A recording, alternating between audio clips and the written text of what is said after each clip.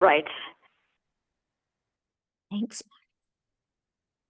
With the precept, do not kill, cultivate, and encourage all life, the words that jump out to me the most are cultivate and encourage. And even if you're not a gardener, cultivate is the activity where you pay attention to what's going on in the environment. Same with encouragement. When you love someone, care about them, you encourage, no matter what age they are, if they're in your circle of connection. And cultivate, as I said, with gardening. About a month after I started, after I joined Brightway 6 years ago, a friend kept inviting me to study the Tao in a small study group. And in the Tao Te Ching, they often talk about connection, mimicking nature, and they strongly use the word cultivate, that action of cultivating virtue. And Thich Nhat Hanh says virtue is an action that is conscious. And when I look at any of the precepts, I'm remembering it. In the Jukai, you're receiving the precepts, which means, oh, it's somehow on my screen, it's that post-it, so I'm consciously thinking about, okay, how am I applying this? When I took my training in 98 to be a hospice volunteer, the oncologist, our first teacher in a way, facilitator, said, look at all the brutal words we use around addressing cancer.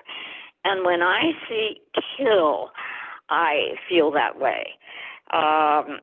If we want to tease a friend who maybe doesn't want to join us doing something we think might be fun and they don't want to, it's easy to come up with kill joy.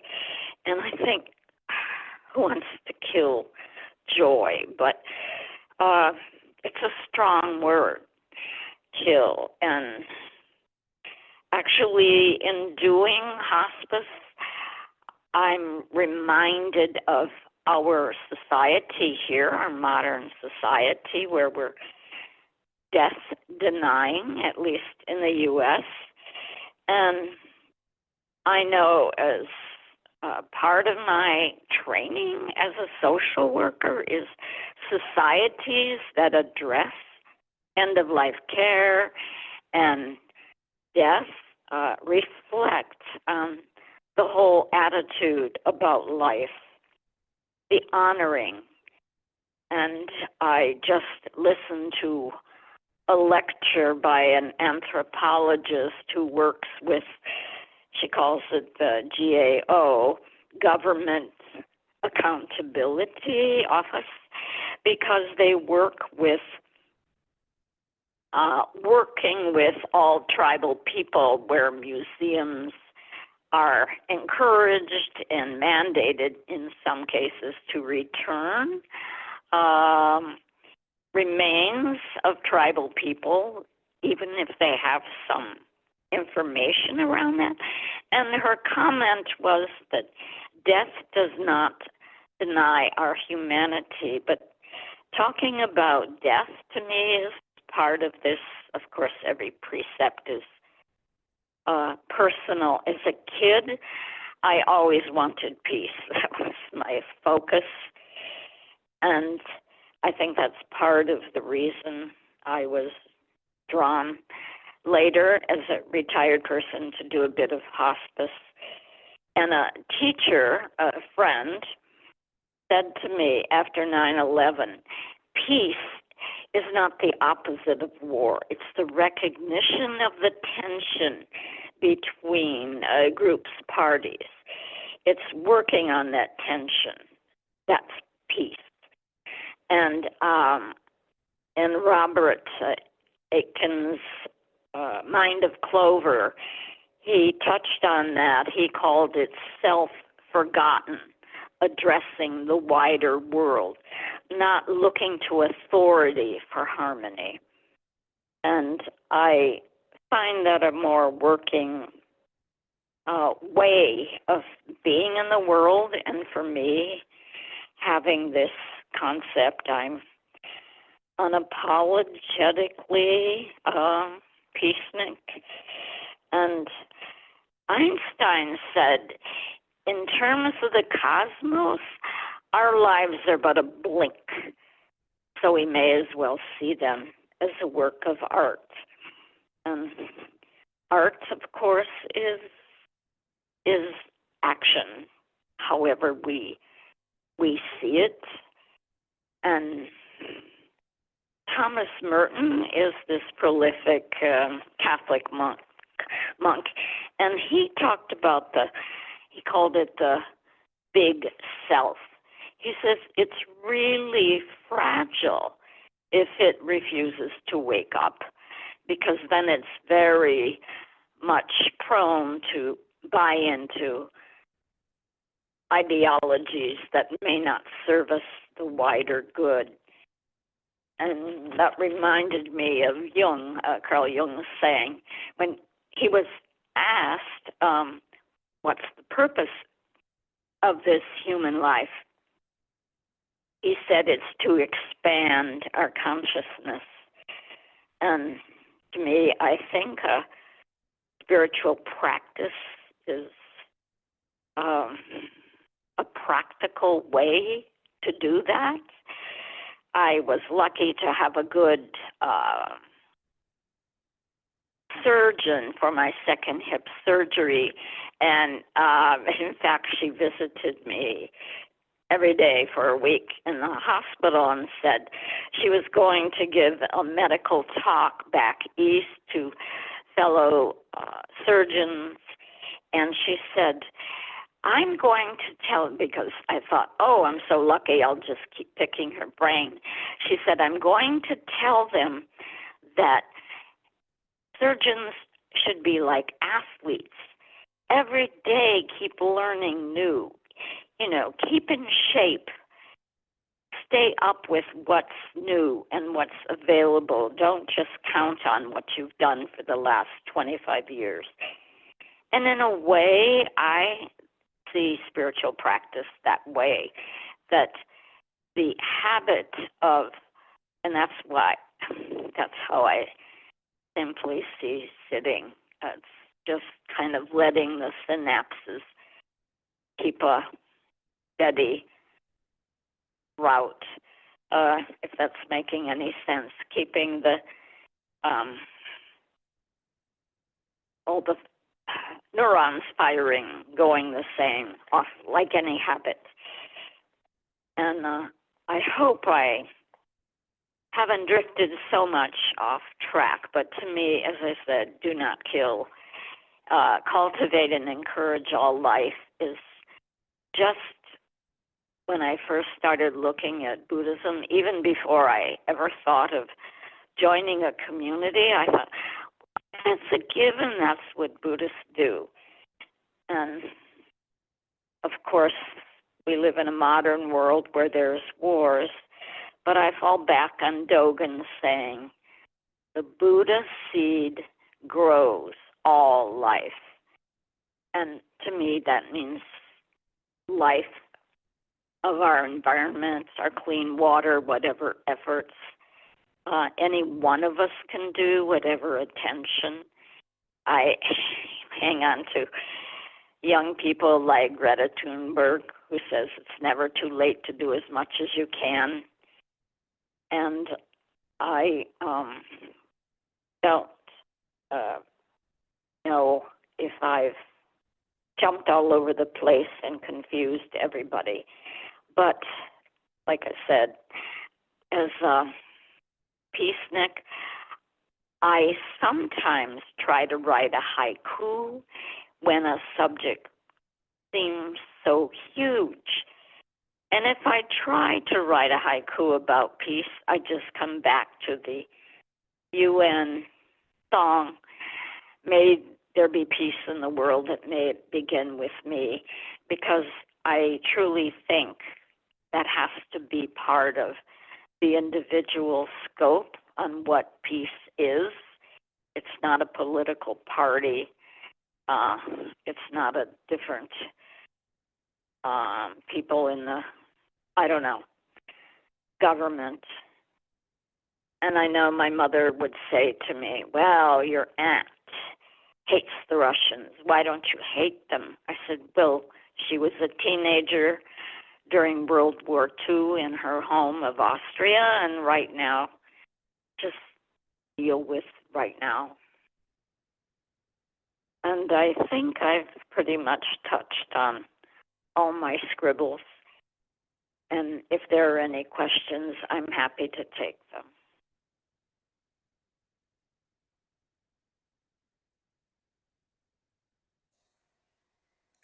Thanks, Ruth Ann. You said a lot.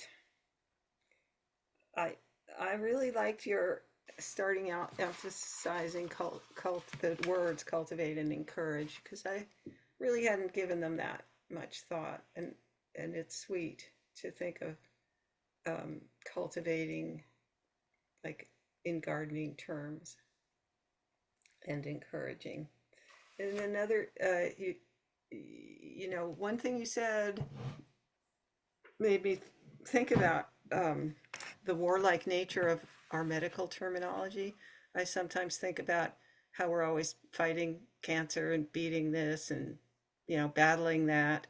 And while I do understand that because it can feel that way, I sometimes wonder why we just can't, love it to death or something. All of our medical terminology just seems so violent.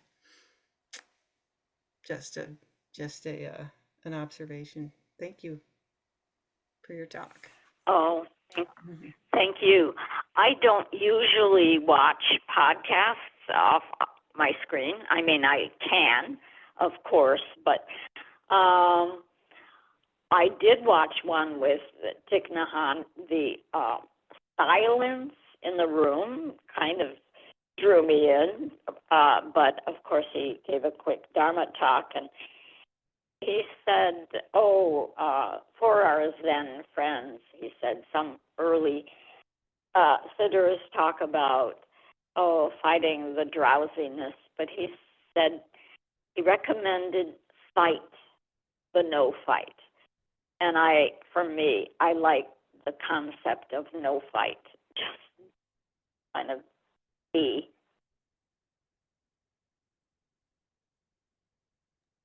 Yeah, but then I also liked the way you use cultivate, and um, yeah, it's just a whole different sort of feeling about it, and I like that. And I was thinking about what you said about I think it was your mother or whoever that um, grew up in whatever you said, Austria, and hated the certain ethnic group. And I relate to that because my father was in World War II, and he was in Pearl Harbor when it got bombed by the Japanese, and he was blown out of his barracks, and um, one of his best buddies, his brain was blown up right in front of my father, and my dad, and who I have nothing but the highest regard in the world for, um, he just hated the Japanese. He wouldn't buy a Japanese car. He never did anything vocal about it. He just did, and I thought about that a lot because I grew up pretty liberal, and yet I never judged my father because I cannot imagine at all what it was like there, watching everything blown up and not knowing what's going on. And so I never judged him. So I can't possibly wear those shoes. And so that's how I think it maybe kind of relates a little bit to your peace, I mean, judgment and peace. And they're kind of related a little bit. Anyway, I thought about what you said. That's what came to my mind about my father's experience, and not judging him because I wasn't there and I don't know. Right. Thank you. I'm so glad you mentioned that because I wasn't going to mention that comment my mother said to me because I wasn't reacting the way from the news the way she thought I should. And sometimes I think the way we use the word hate, um, I try not to use it. I liked the comedians from the 50s, early 60s, and Phyllis Diller never used, she would spell that word. And she never used that word. And when the way my aunt would say, oh, yeah, I hate the Russians, the same way she would say, oh, I hate having these long dresses. They just don't do, that it wasn't with vehemence, and I knew my aunt better than to say. I knew she didn't live in that kind of, but our memories and our early experiences have validation. So they don't, I think that's why a lot of people who have lived through war don't give a detailed account to their own children because it truly is something that's part of their own experience and that they need to process their way. So I don't know if that makes any sense, but thank you all for listening. Thank you.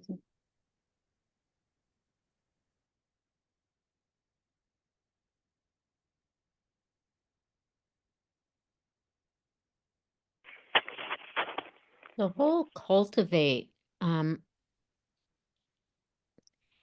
if we could cultivate everything that we are faced with, if we could cultivate compassion, if we could cultivate love, if we could really upfront when we go into any situation, just that visual of cultivating plants when we're gardening, we especially if we took the trouble to go down to the garden center and haul those things home and make sure that the hole is dug right and the soil is organic that we dump into the hole and make sure we haven't overwatered it.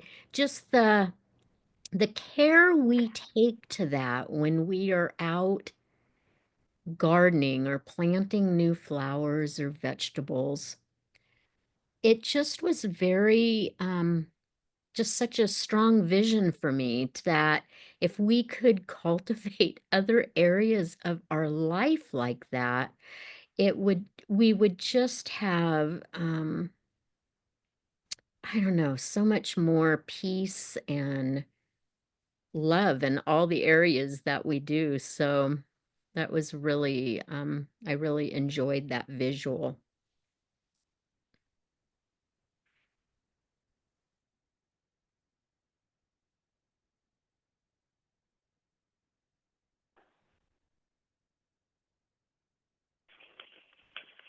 Do I have time to just comment really quickly?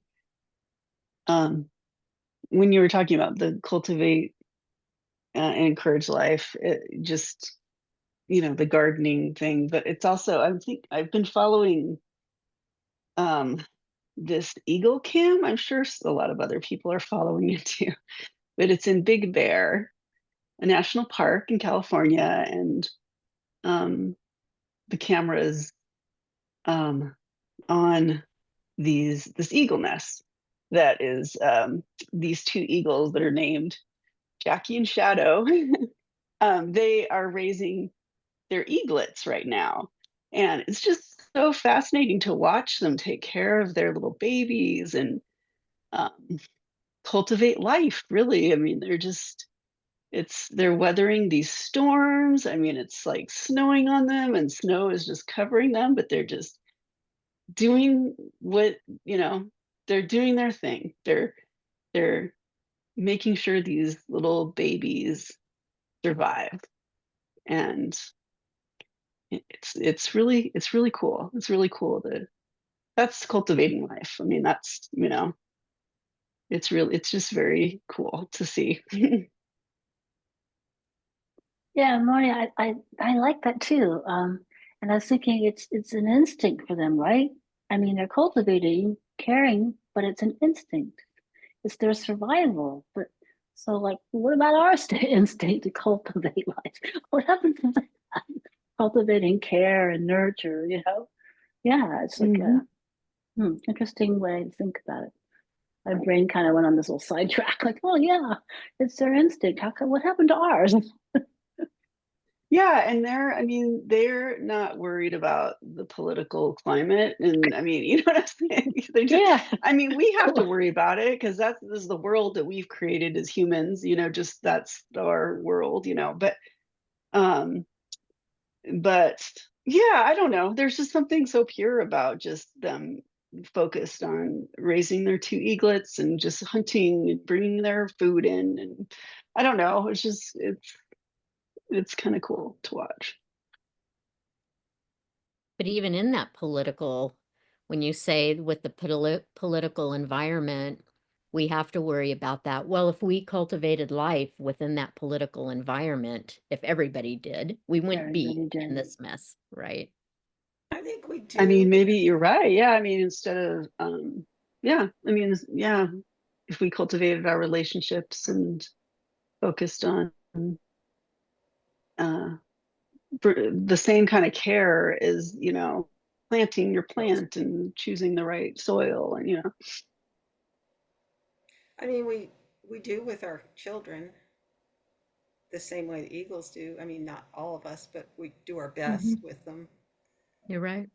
And probably the rabbit that the eagles feeds um, wouldn't feel that they were cultivating its life, you know. yeah, I mean, there's all kinds of dead birds and fish in the net. I mean, it's pretty gory. It They're is. like I've watched it. ripping They're out weird. intestines, and feeding them to their baby. So there's just kind of like a lot. It's just a lot to think about, But yeah, it's just they're doing what they're doing, and Yeah, how that's what they eat, and yeah. that's yeah. They're not thinking about like oh my god, I just killed a bird I don't know. They don't feel like guilt, But you're right. The other bird was somebody else's, you know, Well, I mean, I'm not uh, obviously partner. not judging them because, Yeah. but as far as Just what happened, allowing the flow. yeah, I mean, as far as what happened to our instinct to cultivate, well, I think it's alive and well, especially when it comes to our children, Right. our own children, just like the eagles, at least for most of us. As the timekeeper, I don't want to cut us short, Ruth Ann. I really appreciate your talk. I want to make sure Sure. that Peter has time for his. So thank Yes, you. of course. Actually, I have a request because, I join you most Wednesdays, and I didn't realize when the Merit Circle, I think it was my name. There wasn't a last name. I don't know if there's another Ruthann, but I'm just old, so I appreciated, I'm past getting PT and all that stuff. So thank you, but you can remove my name if on the merit list. All right. I Thank you. think it was. Yeah. Well, thank you all. It's just just being slow and old that's just normal recovery. Thank you. All right. Okay, Peter. Okay. Um, the precept which I'm talking about is do not steal, honor the gift not yet given. In the realm of the unattainable Dharma, holding no thought of gain is the precept of not stealing. The self and the things of the world are just as they are. The mind and its object are one. The gateway to enlightenment stands open wide. And when I looked at the precept, I think to myself, it's not just an issue of not stealing. It's also an issue of understanding perhaps what is a gift and the importance of gifts and giving. Because we know, like one of the perfections in Buddhism is dana, giving. And how do we receive and how do we give? And sometimes I find personally giving can be a really hard thing to do. And even things like people, and I was thinking about it, I'm thinking, oh, like sometimes people are in a situation where something is lent, but it's never returned. Or we go to work and we bring home a pen. And these are all forms of stealing, or not understanding the nature of a gift. And so I thought, oh, well, I'll have a look up and try and contextualize the precept. And in doing so, I came across the Vinaya rules for monks. And the Vinaya rules are really very interesting because they say the act of taking something that has not been given is expressly forbidden. And in fact, it could lead to defeat for a bhikkhu. So a bhikkhu who steals, then for them, the gateway to enlightenment closes at that point, perhaps. But also in the Abhidharma, it talks about that stealing is a kind of lack of consciousness that's often connected with attachment. And I thought, oh, it's really interesting because I was thinking about the discussion we were having last week about delusion and fear and the relation of those ignorance to the precepts. And in the Dhammapada verses, which are very early verses in Buddhism, there's a very simple verse, which is, he who takes nothing ungiven, or the person who takes nothing ungiven of another, great or small, that person is a true Brahmanam. And a Brahmanam in the sense that where the Buddha doesn't say a Brahmin is somebody who's of the high caste, but it's a quality of non-violence, a quality of respecting being. And there's a story which illustrates the notion of theft from the Dhammapada related to that verse. And one day a monk was coming home from breakfast, returning to the monastery, and on the ground, Arahat, he saw an old bit of cloth and he thought it was refuse, so he picked it up. And a person who was a householder, chased after him and said, that's my piece of cloth. I put it on the ground there because I didn't want it to get dirty because I was doing activities and now you've stolen it. And he said, no, I saw it. I didn't think it was anything more than a refuse rag, so I took it with me, but here you can have it back. I'm not attached to it. And then he goes back to the monastery and tells his colleagues, the other bhikkhus, about this. And when the monks heard this story, they made fun of him, saying, brother, is the cloth you took long or short, coarse or fine? Brethren, replied the monk, never mind whether the cloth is long or short, coarse or fine. I have no attachment for it. I took it supposing to be a refuse rag. So the other bhikkhus, as you do, you go and see the Buddha and tell on him. And they went and asked him, what did he think? Venerable, this monk says what is not true and utters falsehood, because they thought he had broken the Vinaya rules. And the Buddha said, no, monks, what this monk says is quite true. They have rid themselves of evil passions, that is, they're not attached to anything, and do not take what belongs to others. So he had taken something, but it was by mistake, and then he put it back and gave the person the thing back, and he had no attachment to it. So there's a sort of a nice illustration, I thought, about what is the nature of stealing, or what is it to give and receive. It's about how we are attached to things, and what is the way that, in fact, dana giving can be a kind of perfection, because dana in the Indian tradition also relates to good governance, and it could also be related to, say, somebody who gives a politician money as a bribe. So there's all ways in which giving can be conceived. And I thought, oh, I'm really getting into a mess here, and I want to structure this so that we can have a bit of a debate, because I think that's where we have some, makes it interesting. And I was thinking about the Buddha Amitabha. And in the Indian tradition, not just in Buddhism, but also you see reflected in Vaishnavism, the idea of pure lands. And for instance, in the tradition that we know in Buddhism that's come down to us from Honen and Shinran, and these were first translated into China around the 3rd and 4th BC, AD. And in fact, they were often very closely connected to later developments of Chan and Zen. And Shinran and Honen, but Shinran particularly, his interpretation of the vows of Amitabha, and that Amitabha had taken these vows that he was going to lead all beings to the Pure Land.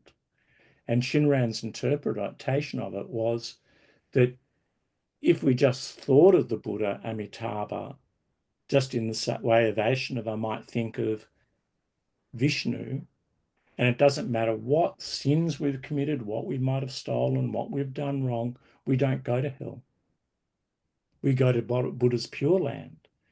And of course, Shinran was treated as a heretic. And he was actually exiled to an island off Japan, where he was treated as a complete madman because he was talking about forgiveness.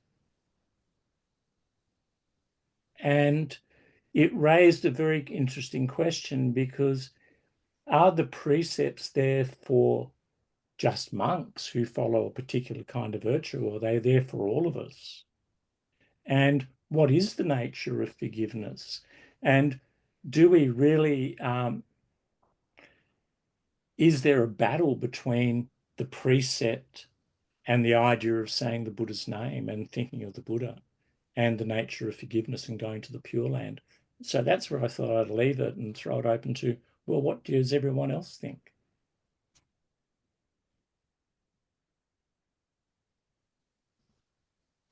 That reminds me of something I heard about, I don't know if it was the previous Pope, that he said that he hoped that hell was empty. Yeah. And apparently this caused a huge uproar because everyone apparently was very upset about him saying that. Yeah, because I guess everyone wanted hell to be full of everyone they thought needed to be punished. But the Pope, of course, believed that it would be nice if everyone was redeemed, was forgiven. So I don't know that it's all that common to want people to be forgiven. Yeah, it's see, I think in Christianity too, there's the really idea of, on one hand, forgiveness and of and then on the other of this real sort of idea of hell and evil. And we see it's seen in a lot of, it's not just Indian religions, but it's quite widespread. So it's for me, the idea of the Pure Land and visualizing the Pure Land and thinking of like I have a little shrine in the morning, and I go around and I visit Avalokiteshvara and Huan Yin, and I've got a Ganesha, and I also go and visit Amitabha, and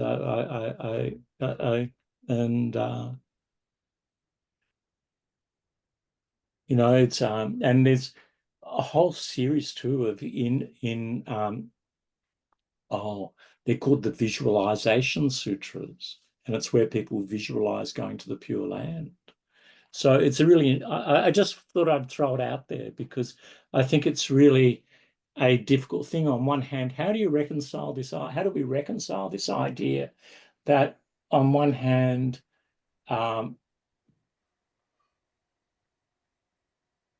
there are precepts that we follow, but on the other hand, we accept that there's a Pure Land, and if we say the Buddha's name, then in the Buddha Amitabha, we go to the Pure Land, regardless of who or what we are. I really love that explanation of the Pure Land because Amitabha, because that has always baffled me. But you put it very plainly, and it made me think of. I mean, it always just seemed sort of uh, ridiculously inconceivable to me Mm. that you know that chanting the Buddha's name fixes everything. It just seemed like completely magical thinking. But as you put it, it reminded me of something my grandfather said. Um, that well, he didn't a practice that he gave me when I was a little kid. Um, Based on the idea that you can't solve any problem with the same mindset that created it. So Mm. he said, when you uh, when you have an intractable problem, he was into prayer. So he said, just pray, you know, say something, say the Lord's Prayer, say the 23rd Psalm, you know, think of something that's sacred or holy or divine, and just elevate your mind, and you'll find that your problem will dissolve. Mm. It's in a way, is that sort of like the Pure Land idea? I think it is, and I think it's like, is it a way of becoming unattached Yes. to things? So we are, um, and like there is in the tradition this idea of people who, you know, like just constantly say, you know, repeat the Buddha Amitabha's name. But the Buddha Amitabha says you don't have to say it once or 10 times. And you know, in the Bhagavata Purana, where the person thinks of Vishnu, he's never thought of Vishnu before, and he just thinks of Vishnu at the moment he's dying. He's the greatest sinner of all time, and he doesn't go to Yama's hell. He goes off to Vishnu's heaven, and it's a kind of concept which is um, recurring, and it's a Mm. very interesting. I find that fascinating. Yeah, we have that in the Gateway Yeah. Sutra too. Same Yeah, thing. the Universal Gateway, which Yeah. is from the Lotus Sutra. Yeah, yeah, yeah, yeah. Interesting. I think a lot of religions have that concept. I know when I was an undergrad, we had situation ethics, this Catholic priest, and people would be furious if some big gangster on his deathbed said, "Oh yeah, I'm sorry for all of it, all those people, whatever I did," and but to me that's part of non-judgment. I mean, our human selves. Uh, how can we say, "Oh no, they shouldn't get a free pass"? I remember at age 6, the nuns were talking about Last Judgment, and I remember thinking, well, you get the good guys and the bad guys on their side, and then that's finished. But where's the fun? Where's the party? How come we have to have that? Can't we just be, together without all that? But yeah, I think that a lot of ancient texts give us some wider answers. Hmm. Yeah, I think that's right. I mean, that's this whole. There's a real reluctance to acknowledge that there can be forgiveness for even the most evil of people. You know, it's a really, and what made me think about it is that in the precept here it says the honor, the gift not yet given. And on one hand, the Pure Land is a gift, but it's still not yet given. But we tend to, do we deny it or do we accept it? Where do we place it in our hearts? So I think it was really, I sort of started thinking about earlier this year or maybe last year. I actually read the Gospel of Shinran because I wanted to find more out about Pure Land. It's really interesting. It's a simple textbook, but it's really very beautiful. And and it's really just so simple, you know, it's quite marvelous. So anyway. I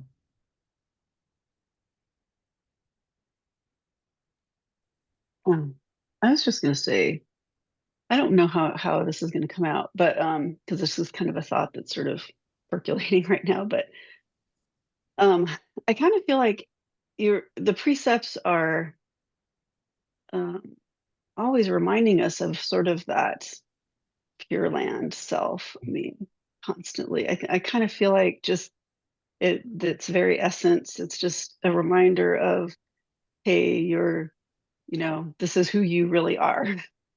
So I don't know. I don't know. I think that's what I was trying. I don't know what to do with that, but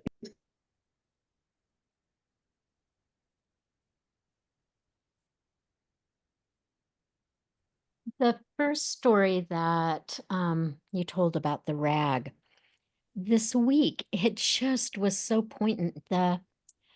I was talking to somebody that had an insurance claim. They had an injury. The insurance was, going to pay the medical bills and pay loss of wages, etc., pay for the car. They got an attorney, and the attorney said that the insurance limit on that policy was only $50,000, and that was barely going to cover all of that, the medical bills, the car. It was the medical piece, but the medical bills, et cetera, et cetera. And this person had said to me, now this person's totally recovered. They do have a scar, but totally recovered. And the person said to me, I was really hoping to get a settlement, and really was hoping for a large settlement, because I was hoping that, and this is nothing against that person at all, but it took me down a thought process. They said, I was really hoping that was going to be enough money to put a down payment on a house, because I've never had enough money to put a down payment on a house. So we had this discussion of, okay, you're totally healed. And I talked to another person about it, and they said, well, insurance is supposed to cover pain and suffering. And I said, but the person is healed. It really, in my mind, I really was struggling. It was kind of that debate, the perception that you were talking about. One person had the perception that they stole the rag. The other person said, I'm not stealing that rag. That isn't what happened here. And in this person's mind, they're like, I'm not stealing money from the insurance company ethically, morally. Insurance companies are supposed to give you a supplement and give you money for pain and suffering. And in my mind, I'm thinking, houses have burnt down. People have lost their houses in floods. They may not have enough money even to rebuild. You're totally fine. You have a scar. So it really, when you were talking about that, the gift not given, and I guess I just really, even in listening to you, I'm really still struggling with that. I just don't know. It's like, well, in the other person's mind, they're not taking money from the insurance company. And when I talk to another person, they're like, Kim, do you know how much money profit insurance companies make? And it's like, but also a ton of people are losing everything, and millions of dollars are having to replenish that. So I don't know what the answer is, but your talk really brought that up for me again, just that whole, the gift not given. I don't know.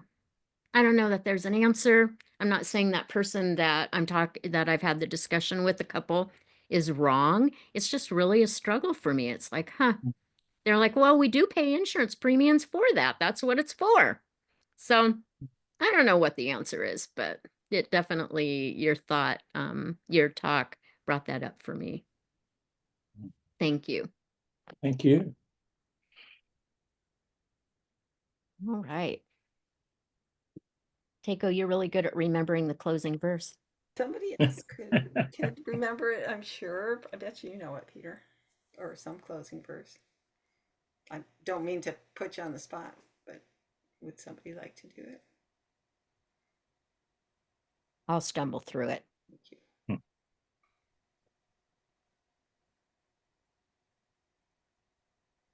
I mean, I will stumble through it, Takeo. Sophie will do it. Do you want me to do it? Yes, thank you. Biding in this ephemeral world like a lotus in muddy water, the mind is pure and goes beyond. Thus we bow to Buddha. All Buddhas throughout space and time, all honored ones, Bodhisattvas, Mahasattvas, wisdom beyond wisdom, Maha Prajna Paramita.